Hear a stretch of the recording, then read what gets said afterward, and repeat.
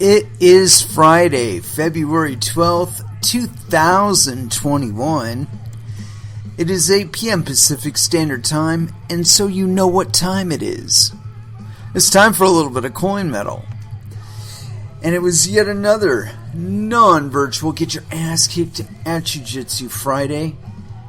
And, had some fun. Lots and lots of reps. I love that. Lots and lots of reps. Mostly arm bars today. And we did Kimuras as well, which I thought was awesome because we hardly ever do any actual submissions. We do mostly transitions. Oh, I shouldn't say we don't do too many submissions. We don't do too many arm submissions, or at least not these. Like a lot of the grips and stuff we've been doing have been like shit. Yesterday we did a neck crank, and so yeah, I did manage to get in 4 times this week. So it had to happen. Eventually I had to work up to being able to do 4 classes, or 4 sessions rather, and so I did that. Managed to do it today. And the thing that I enjoyed the most about it was the armbar. But I had a lot of trouble with the setup for it, and I can think of a couple ways that I would consider adjusting it to make it work a little better for me. But the thing that I had trouble with was getting the elbow up.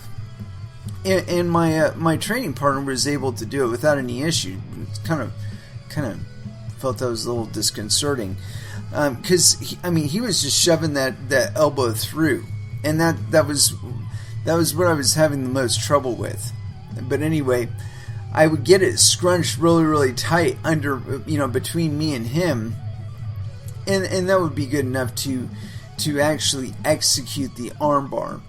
Now, if I was doing it a little bit differently, I think it would have been easier if I was doing like a gable grip around his shoulder and pulling that in, just like gripping my own the back of my own hand around his neck and then scrunching that in after I've pushed the elbow in. I don't know. Maybe one of these days I might get an opportunity to work it. But anyway, it's bringing that knee way up alongside the back of the head, and so you got your opponent tipped up to where they're up on their side, and you hook that arm through for the arm bar, lean back, and I found this is one that I could post on their head, and I really like doing that. I just do. There's something about it. And the setup on the other side, where you're trying to keep the free arm away from the arm that you're trying to break.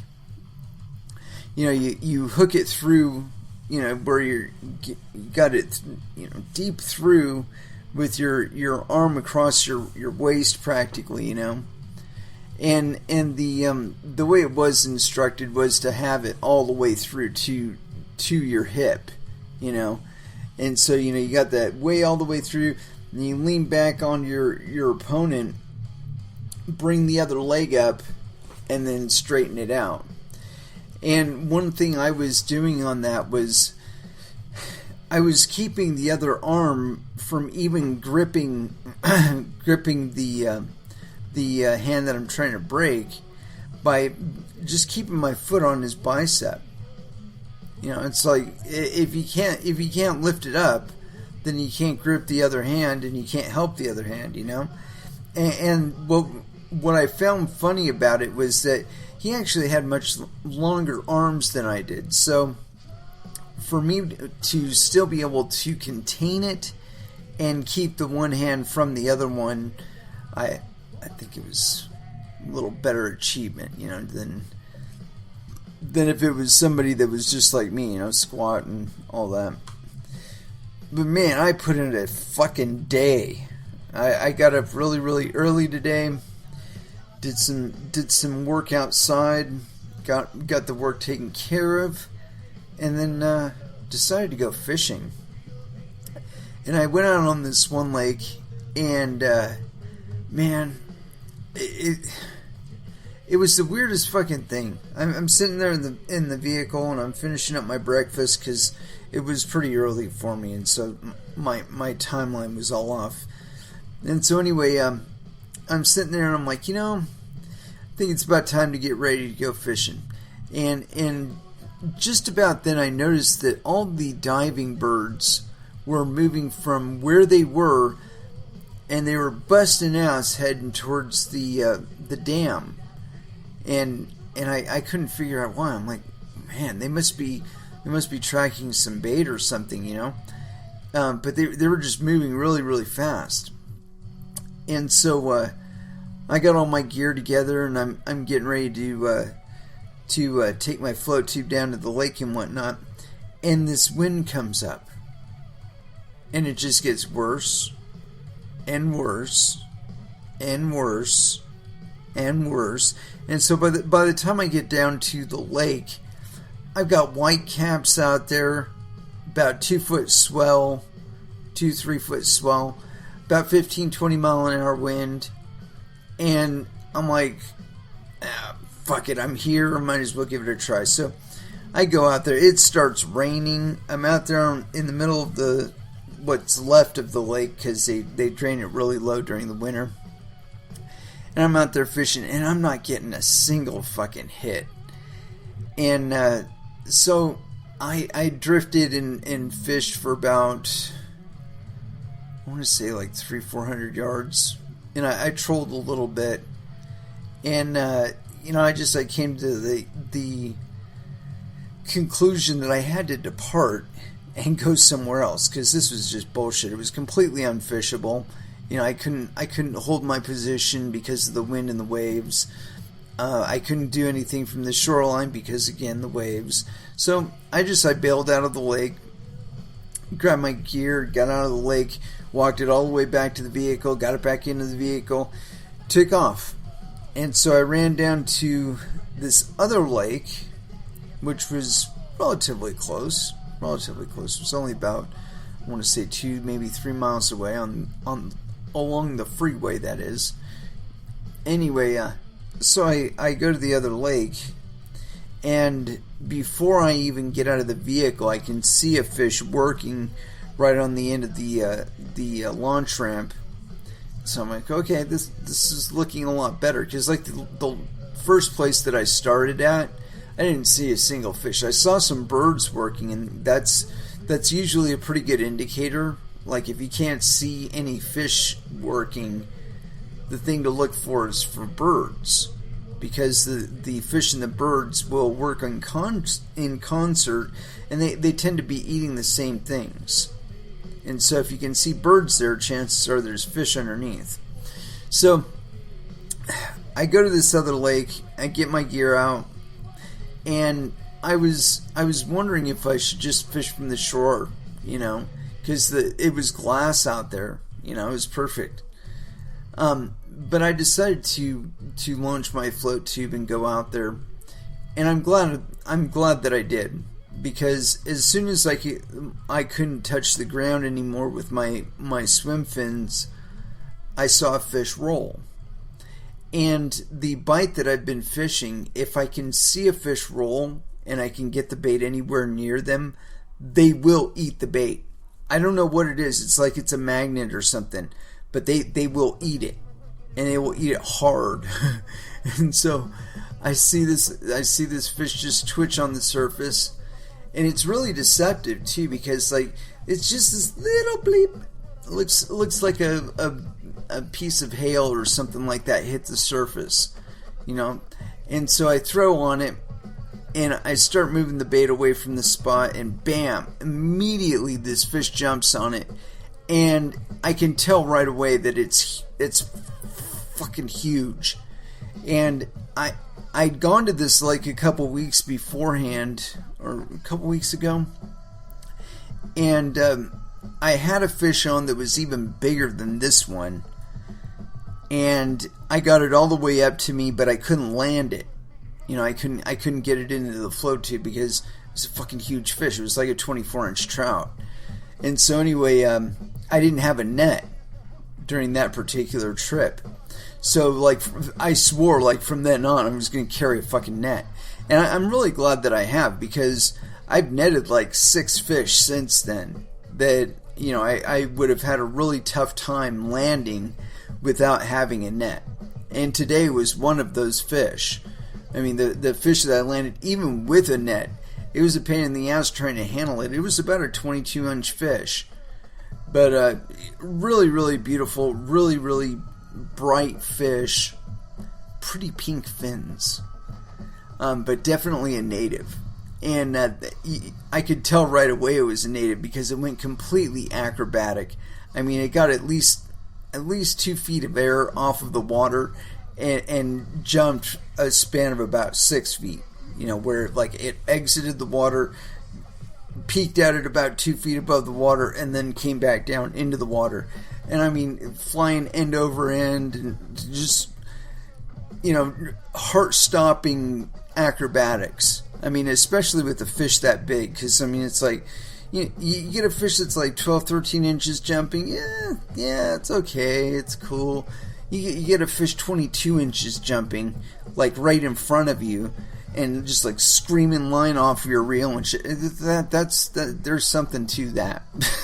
I mean, that's the whole reason to go out. So, in the end, I was redeemed for the day, even though the lake that I started at, I've been kind of skunking there, and it's a tough lake for me to crack.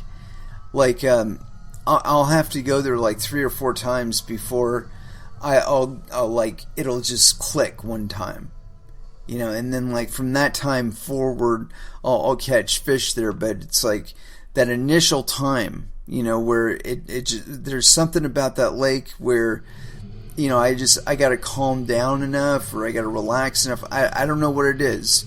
There's something about that lake where it takes me at least 3, maybe 4 trips before I really click in with it, and I haven't done it yet.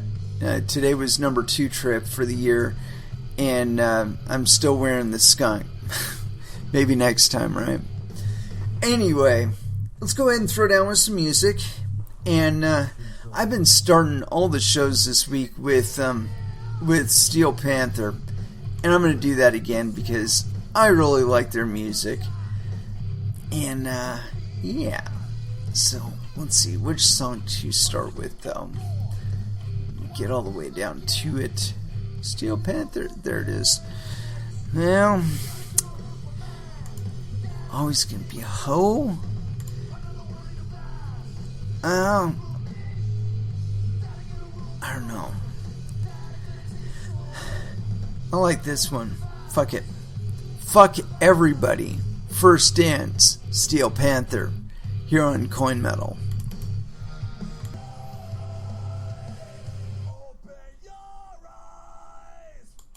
And that was Fear Factory with Archetype. And as far as what we're gonna get into today, it's funny. When we're talking about money, it used to be something where, if you were in a certain geography, there was the script of the land, there was a bursar that you could go to and exchange your script for the local script, and then you'd be able to transact within that locality with their script. Well, you would be stuck with whatever exchange rate was available at the market.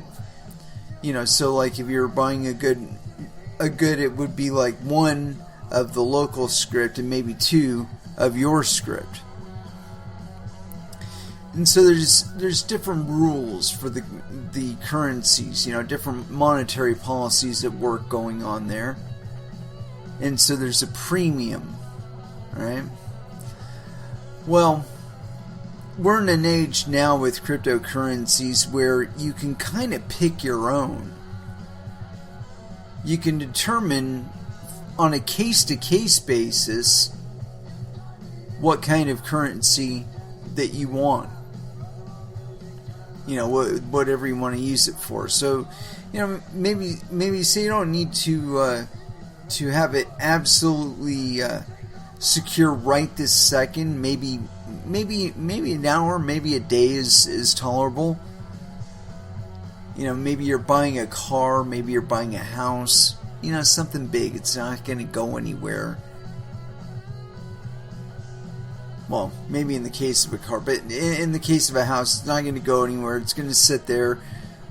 It's just a question of whether or not the transaction is settled. But the point being that, you know, you might be able to do that transaction in, say, Bitcoin. Because it would be tolerable, you know, the security level that you'd be receiving by doing it directly on the Bitcoin blockchain versus another cryptocurrency. It might be worth it to do it there. But anyway, so, you know, when you're looking at the monetary policies of a cryptocurrency, or any currency for that matter, when we're talking about things like negative interest rates, it's like, why would you want that? You know what I mean? Like, you know, out of everything that you could have in your currency, why would you want one with a negative interest rate? So I got this thing here. It's on Bloomberg.com. ECB's Panetta says digital euro may come with a penalty clause. Oh, Jesus Christ.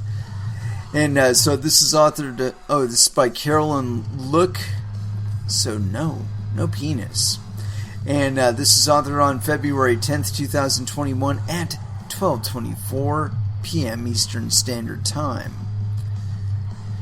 European Central Bank Executive Board member Fabio Panetta said a digital euro might be the innovation that sees negative interest rates passed directly to consumers. Speaking at an event on Wednesday, Panetta said officials keen to prevent bank runs could make hoarding of digital central bank money unattractive by, quote, penalizing remuneration of holdings in excess of 3,000 euros. The ECB is among the top global central banks looking into a digital currency. While any digital euro would be a breakthrough in technological innovation, there are concerns that consumers with the option of storing money directly with the monetary authority would drain their commercial bank accounts during a crisis, causing financial instability. ECB President Christine Lagarde said at a separate event that a central bank digital currency could come out in about 4 years. She was also dismissive of private digital currencies such as Bitcoin and said it's probably, quote, out of the question that her institution would hold it. Yeah, you're full of shit. They always say that right before it happens. You know what it reminds me of is, back in my day, there was this stupid song, and it's this chick saying, never gonna get it, never gonna get it, never gonna get it, never gonna get it. It's something like that, right? And every time that a girl would sing that song to me, I knew I was gonna get it. Anyway, so Panetta said interest rates of negative 1% or negative 2% on a central bank digital currency probably wouldn't be enough to thwart such runs during acute shocks. Any system would need, quote, highly penalizing tiered remuneration, he said. So far, only the rate of on the ECB deposit facility is negative to discourage banks from holding on to excess liquidity and to stimulate lending. Few banks in the euro area have passed the charge on to consumer deposits and any move to do so could provoke an outcry. Yet Panetta acknowledged that using negative interest rates on central bank digital currency could also backfire. Oh, you fucking think? Quote, for example, in times of crisis, it could be necessary to adjust the remuneration of the digital currency, but this could signal that the central bank is anticipating financial tensions, leading to self-fulfilling instability, he said. Yeah, that's the problem of exerting your control as a central bank over your central bank digital currency. But there's a worse one than that. Utilizing a central bank digital currency does not afford one the kind of, how should I say this, reward of, say, having it in Bitcoin. Or having your monetary value stored in some sort of staking coin. Like Dash or something like that. And instead of losing money on your money, you'd be gaining money on your money. And see, this is what these people just do not understand about cryptocurrencies, is that you can't compete with them with these negative attributes. You have to be providing some fucking carrot, man, because cryptocurrencies are all carrot. They're like, if you participate, chances are you're going to get rewarded here. You're going to be making a profit on your investment. And here's the ECB saying, well, if you hold more than 3,000 of these, we're going to charge you a negative interest rate on your holdings. Can't have you holding your own money. Can't have you getting rich. Fuck. I mean, and really, it's hilarious to me because, I read shit on Twitter about, we're gonna fucking hang bankers and shit. Like, are you fucking kidding me? No. And that shit's on my Twitter or on my Facebook. And granted, it's probably not there for very long. I mean, as soon as I see it, maybe somebody has it taken down or whatever. But the point being that, and it's coming up as a subject of articles, more specifically. But I mean, to dismiss those kind of signals, okay, and then be presenting this, which is, it's all stick. There's no carrot here. I mean, I can discern no reasonable reason to hold my monetary value in their CBDC if they're just going to gank it away from me. Fuck you. I mean, yeah, like I said, I could be putting it into a number of other things. I could be doing some sort of DeFi token or whatever on it, and loaning out Ethereum or whatever, and be earning money on my money. It's very, very, very, very poor perspective of the future. See, I think that these people are going to experience exactly what Venezuela experienced. And I've talked about Venezuela being like a microcosm of the evolution of the relationship between government and cryptocurrency. Recently there was a bust there where they took down some mining operation that had 11,000 miners.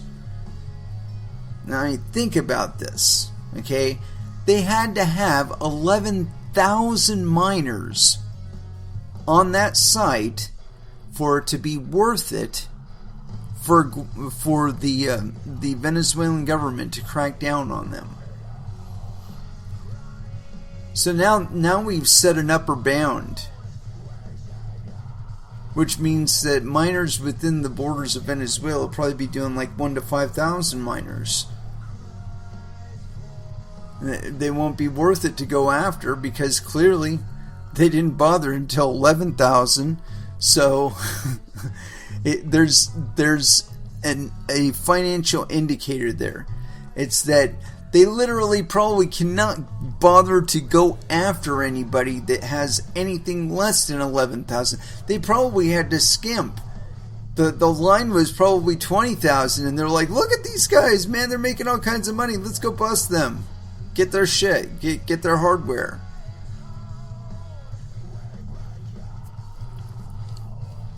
But the point being that that's an indicator to you of how fragile they are. That they can't even bother to go after anybody unless you're making hundreds of millions of fucking dollars, or the equivalent in the local script, as it were. They can't even bother to go after you. They can't be troubled. They can't afford the resources to do it. And it's with that in mind, you know, I've talked about a lot in cryptocurrency how hash farms will become a target at one point or another, either of governments or other miners. Probably both.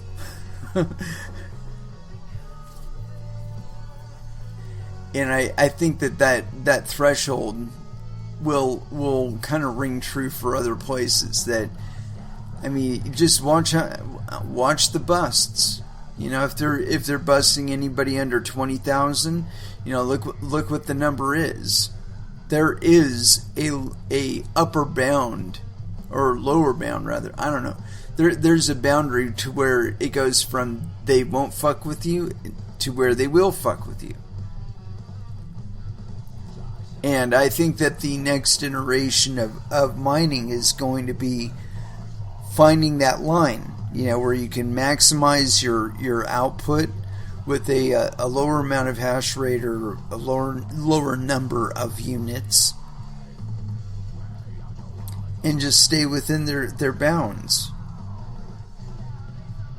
Anyway, continuing on. Got this thing here. It's on Coindesk.com. Former Bitcoin developer Mike Hearn steps down from enterprise blockchain firm R3. And this is by Ian Allison, and it was authored on February 12, 2021 at 6:40 a.m. PST. But yes, penis.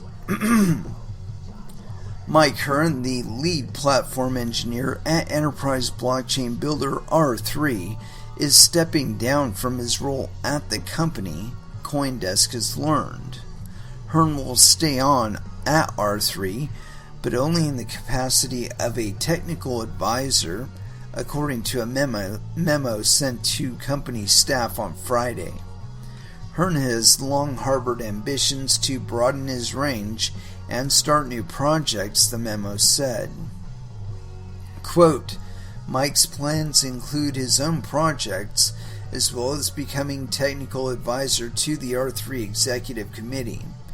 To support the former, he'll become CEO of his new firm, as well as transitioning to his ongoing R3 advisory role, it said.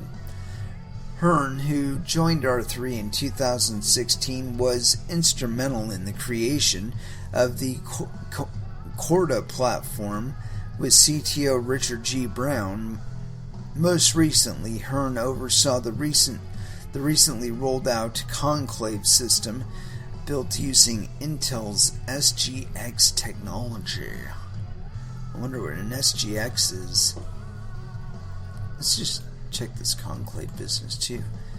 Before joining R3, Hearn was one of the leading early developers building Bitcoin's core software, and he is one of the few people to have had email conversations with Bitcoin's pseudonymous creator, Satoshi Nakamoto. He quit the project in a very public way in early 2016. Prior to that, he was a software engineer and lead tech lead at Google. Hearn did not immediately return requests as to whether he might be rejoining the Bitcoin ecosystem, or more broadly, the world of public blockchains. Enterprise blockchain, once the battle cry of large corporations, seems to be firmly in the trough of disillusionment these days, with clear evidence of atrophy at R3, rival IBM, where the former staffers and other insiders said the primary blockchain team had all but been dissolved. Yeah, I can't tell you how many times that I've said that their exploration into blockchain, it's a bunch of bullshit. Let's get over it. You cannot replicate what you're getting out of the Bitcoin network without volunteer miners. You just can't. You can try, but you're just going to be wasting money and time. You know that one of the ideas of Bitcoin mining is that it is supposed to be expensive and difficult to participate. And for a couple of reasons.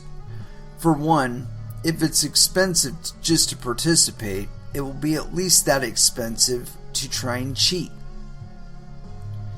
At which point, an attacker will tend to determine that seeing as they've got all this hashing power, and really all they have to do is play by the rules, that they could be making the mining reward on their own without trying to steal anybody else's. They should find it in their best interests to go by the rules.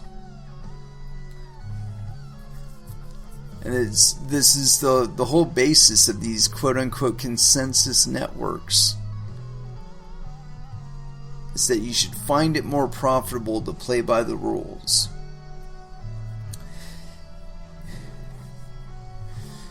But enterprise blockchain, it doesn't really matter if they're playing by the rules, because they can go back and edit it if they need to. You know, I mean, that's the advantage of it, of having exclusive control over all the nodes on your network, is that at any time you can go back and roll back a single transaction, reverse a transaction, so on and so forth.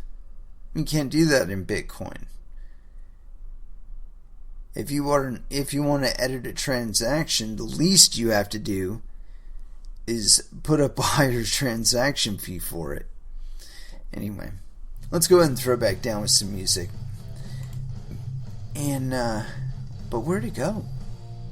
I don't know, we played a lot of good stuff last time around. Let's get into some Anthrax. We haven't played Anthrax in a while. But which song? I got a few albums by them, so let's go with a little bit of Blood by Anthrax here on Coin Metal.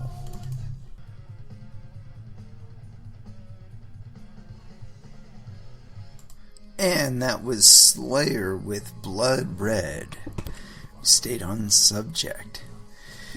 Anyway, as far as what else I got cooking on the grill here, I do have some other stuff. Got this thing here, it's on decrypt.co. Very unlikely, central banks will hold Bitcoin, ECB president. And this is authored by Matthew D. Salvo, so yes, penis. And it's authored on February 10th, 2021. Continuing.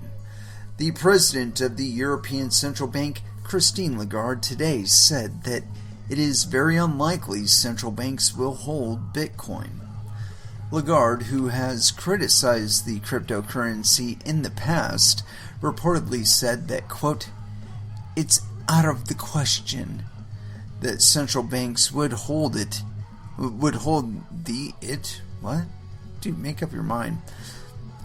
anytime soon during a press conference call, according to Business Insider.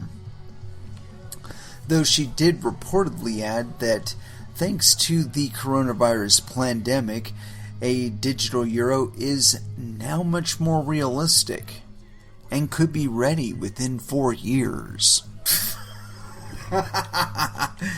Lagarde previously said that a central bank digital currency, CBDC, should complement but not replace traditional cash, adding that it could provide, quote, an alternative to private digital currencies like Bitcoin and Ethereum. There are only thousands of cryptocurrencies out there.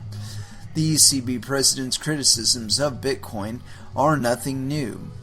Lagarde, who became the ECB president in November of 2019, said in January that the biggest cryptocurrency was a, quote, highly speculative asset involved in money laundering, and said there had to be a global corporation to regulate it. No, there doesn't need to be. And before that, she said that cryptocurrencies, quote, pose risks, that Bitcoin did not, quote, fulfill all of the functions of money. Yeah, meaning it doesn't have a government in control of it. And that stable coins, i.e. crypto assets pegged to the price of fiat currencies such as the dollar, were also a worry. I share that concern. But the president has been enthusiastic about a CBDC. Lagarde said that a digital euro currency could be, quote, important and could create new jobs. Yeah. Okay. So could a war. The ECB is heavily researched the benefits of such an asset and is due to present the findings to the public for feedback. Last year, the ECB even applied to trademark the term, quote, digital euro, but the central bank still lags behind countries like China, which is already piloting a digital version of the yuan. Yeah, and they're probably finding out the same thing that Venezuela did. I keep saying it, but Venezuela is just a big old test bed. I mean, that's one way to look at it, I suppose. But in all honesty, there's an evolution in the relationship between cryptocurrencies and governments. And we have not seen all of it play out within Venezuela yet, but we have seen both the upper bound and lower bound now to what the tolerance will be for private cryptocurrency mining. If you're doing 500 or 1,000 units, depending on your location, of course, I'm sure. Maybe if you were out in the boonies and you had 1,000 miners, they wouldn't even fuck with you. They'd just leave you alone.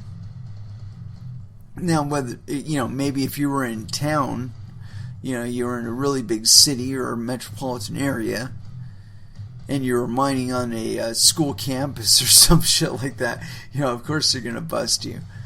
But, we've seen this before with regard to Venezuela. There was a spat, I want to say it was like in 2017 or 2018, when they basically made mining kind of like illegal. And what ended up happening was that all of the people that were mining Bitcoin and Ethereum started mining altcoins instead, smaller cap altcoins, and utilizing those as well as, it's just mining them, but utilizing them in the stead of Bitcoin and Ethereum. And they were basically getting busted by their electricity bill. And I'm sure they were just being sent notices that there was no door-to-door bullshit. But what ended up happening was that where they did bust people and where they did take confiscate their equipment, because it wasn't illegal for them to mine. But there's like some mandate or whatever that, you know, if they catch you mining, they confiscate your gear. And so this happened. You know, that cops busted a few miners, stole their gear, and rather than letting it sit in a goddamn evidence shelf or something like that, the cops took the gear home and set it up at their home and started mining at their home. This is in Venezuela. Like I said, this is like 2017, 2018. The point being that this is the kind of thing that we will see everywhere. Everywhere that there is this relationship between cryptocurrencies and governments and companies, we will see the same thing expressed. You know, like Venezuela was the first on board with this idea of a CBDC, where they were going to issue the petro, and they tried forcing their people to use it too. And to that extent, what ends up happening is they end up selling the petro for what their local currency or whatever it is, and then converting that into Bitcoin or US dollars, and then going back to Bitcoin or other cryptocurrencies. But they're not staying around the petro. They're not taking the fucking petro and going down to the store and using it, unless of course there's some sort of card interface or something like that. Then, you know, of course, they made it easy enough to utilize as money. Then it might as well be money, right? But like I said, I think that the majority of the people there, they don't transact in petros at all. You know, they go to bolivars or cryptocurrency, but they're not using petros. And I think we're going to see the same thing, or we're going to find out the same thing is happening in China. Because, you know, we haven't heard too much bragging about this pilot project. It's been going on for at least 6 months. You know, you would think that they have some big tangible data set that they could throw in front of everybody and say, ha, look, see, it fucking works, it works, we made it work. But they're not doing that. And the lack of that signal kind of shows you that there probably isn't a whole lot to be proud of in this program. They're probably finding out that people are converting it straight over to Bitcoin or straight over to cryptocurrency of other sort. You know, like Litecoin or some shit like that. Point being, they're not staying in the digital yuan. They're not using the digital yuan in the way that was desired by the Chinese central bank. So yeah. Yeah, I think that in the long run, the ECB, if they do deploy any project, they're going to find out the same thing. You know, and I don't think that the United States is ever really going to do it. You know, I think the underlying ethos of cryptocurrency is so in line with the ethos of America that it'll be a long time before it changes here, if at all. And I doubt that it will. It's in too many people's interest for it not to change. Anyway, so the next thing I got here, it's on the MiamiHerald.com, and hopefully we'll be able to see all of it. Miami votes to study using Bitcoin for employees' salaries and payments to City Hall. Oh shit, I could save them a whole lot of time. It's not going to work. You're going to find out it's not economical. And this is by Joey Fletches and Rob Weil, so double penis. And this is authored on February 12, 2021 at 12:12 a.m. Updated 2 hours and 50 minutes ago. Continuing. Miami City Hall could begin conducting some of its financial transactions in Bitcoin, City commissioners voted late Thursday night at the request of Mayor Francis Suarez to study the use of cryptocurrency and look for a vendor to help with transactions.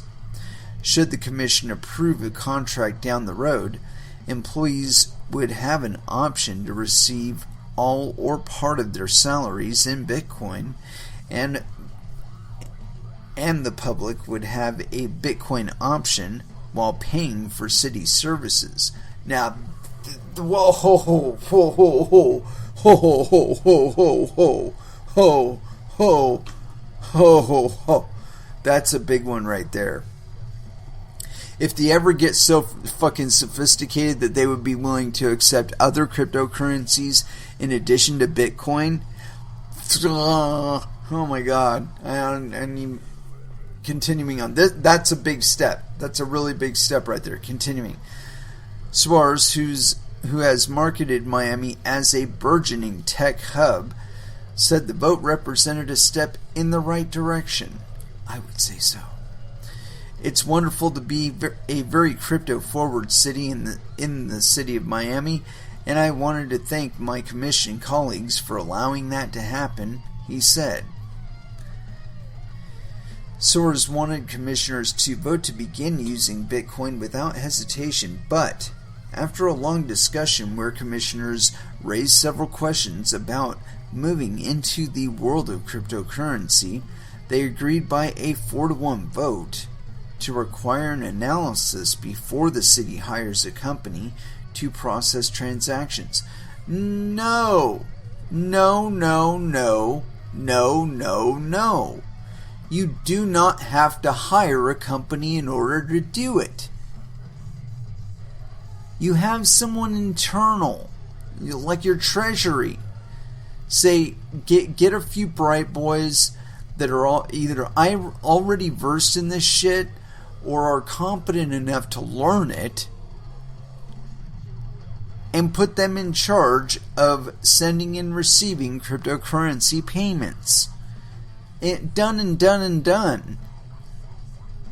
Now, of course, that eliminates a position here to gather some graft or some payback for yourself, but too fucking bad.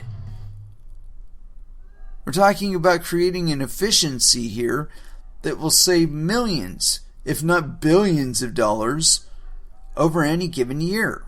Continuing on. Commissioner Joe Corallo, who voted no, said he was skeptical of Bitcoin. Quote, I think the mayor has done a fabulous job with that, and his intentions are coming right from the heart, Corallo said. Having said that, I can't drink the Kool-Aid on this one. The city will launch education campaigns in English, Spanish, and Creole to inform people about cryptocurrency and encourage the Florida legislature to pass laws that would allow the city to invest public funds in cryptocurrency. The price of a single Bitcoin now stands at more than $47,000, though anyone can buy fractions of a Bitcoin. Despite its overall price growth, one Bitcoin was worth $10,000 a year ago. Day-to-day price swings of the cryptocurrency remain large, with gains and losses in the tens of thousands of dollars. Still, swaths of the technology industry remain convinced of its utility, importance, and long-term value. On February, Tesla, the electric car company owned by tech titan Elon Musk, disclosed it had purchased $1.5 billion in Bitcoin, sending the cryptocurrency's price soaring. In an interview with Bloomberg Television last week, Mike Novogratz, the billionaire former president of Goldman Sachs Latin America, former Fortress Investment Group executive, and current CEO of cryptocurrency firm Galaxy Digital, said many believers see Bitcoin as a hedge against inflation or a falling dollar, or of a falling dollar. He also said Bitcoin could prove the currency of choice for younger generations. He predicted the value of a single Bitcoin would hit $100,000 by the end of the year. That's not exactly a bad prediction right there. Quote, "You're going to see every company in America do the same thing," Novogratz said Monday of Tesla. He continued, quote, "It doesn't have to be a lot. It's the message that matters. You're seeing the herd here, and it's coming." Yeah. Well, Novogratz notwithstanding, I think that altcoins are going to prove to be a much bigger portion of the conversation going forward. I think that people are going to find that Bitcoin does have some real world limitations that make it less than practical for a lot of the use cases that people envision using it for, and that there are more efficient options that will save you money in the longer term, or even in the short term. Anyway, so yeah, I think it's really interesting that Miami is looking into paying their people in cryptocurrency. It's certainly a good move, certainly a move in the right direction, but how that will play out, I don't know.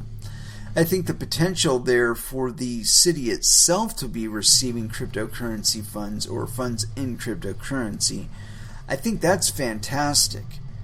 Because in essence, we're talking about closing the loop there. If companies could be paying the city for things like fees and registrations and licenses and shit like that in cryptocurrency, that gives them a incentive to be doing business in cryptocurrency. And like I said, I think that's a very positive message, very bullish for cryptocurrency as a whole. But I'd really like to see these guys not have anything to say, or not even imagine that they have anything to say about it. Because if you imagine that they can give this to you, you can imagine that they can take it away from you as well. And it's not necessarily something that they're giving to you. It's something that they're deciding to finally catch up with the rest of the world and start accepting. Anyway, let me see what else I got here, because I do have a few others. Yeah, I got this one here, and it's on Coindesk.com.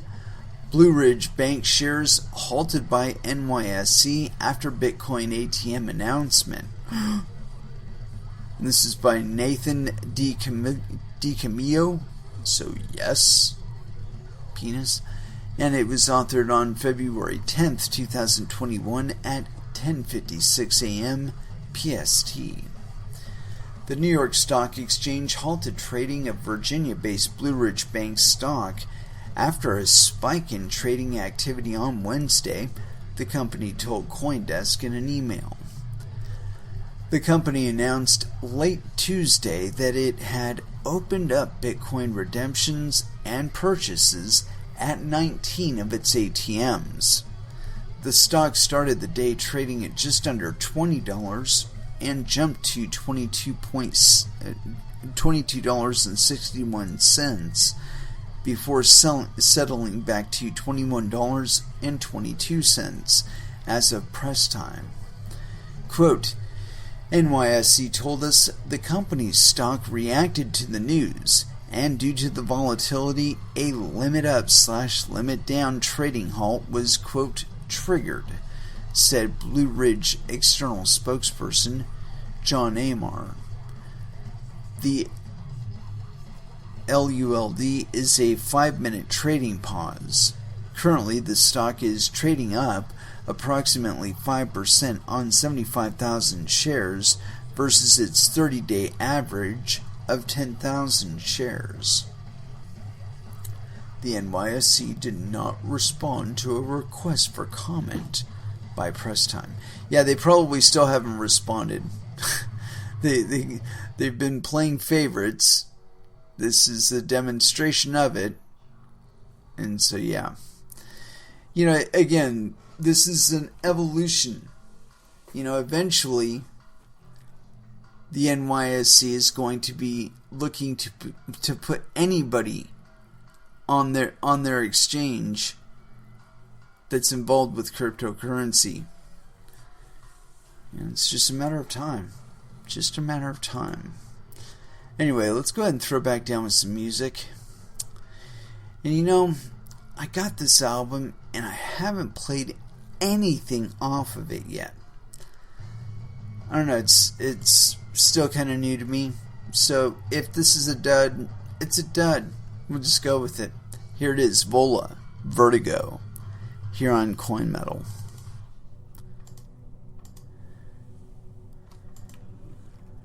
And that was Voivod.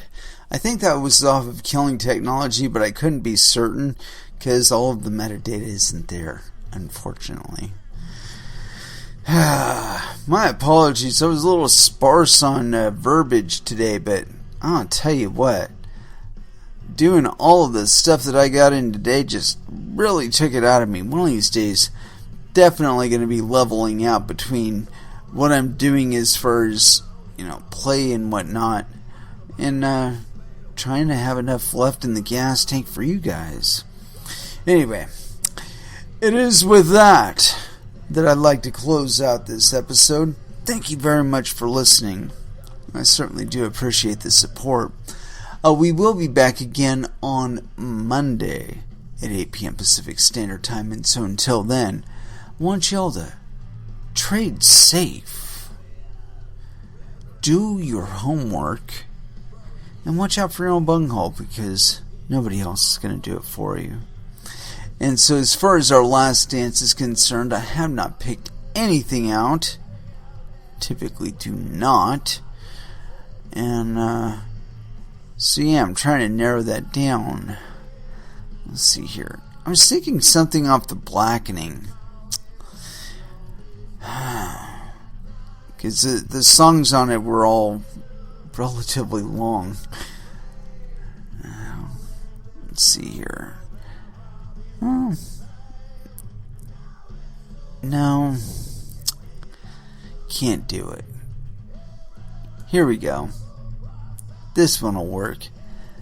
Death Church by Machine Head. Last Dance.